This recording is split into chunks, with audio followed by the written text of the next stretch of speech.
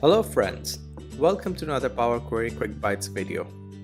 In this video, we are going to see another powerful feature of PowerQuery, conditional column. It is a great substitute of traditional nested if formula in Excel and easy to learn. Let's get started.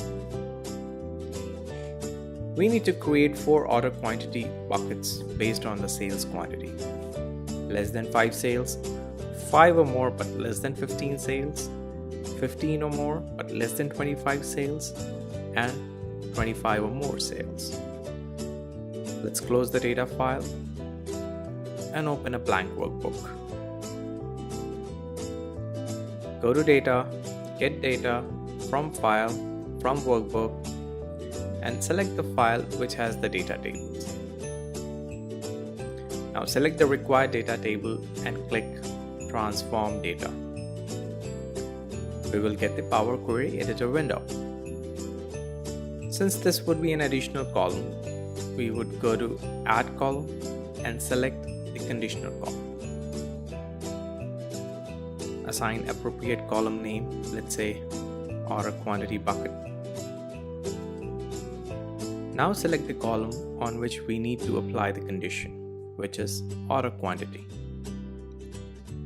And we will define the condition and suitable category label.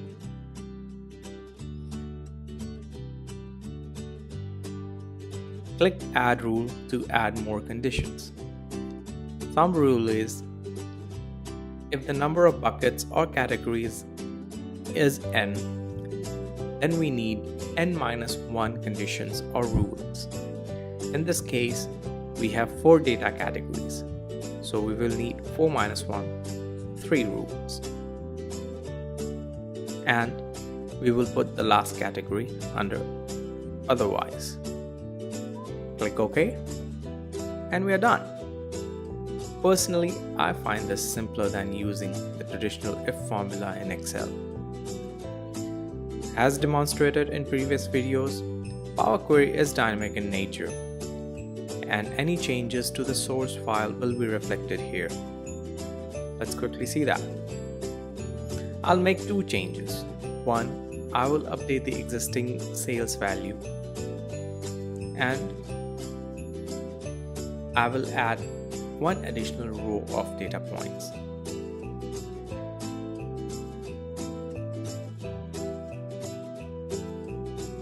Save and close.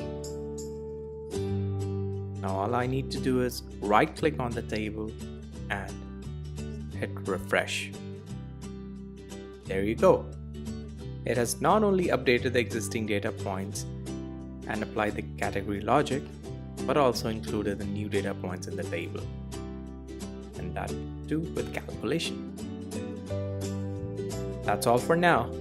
I hope you will find this useful. Let me know in comments. Visit vivran.in for more quick bites. Thanks for watching.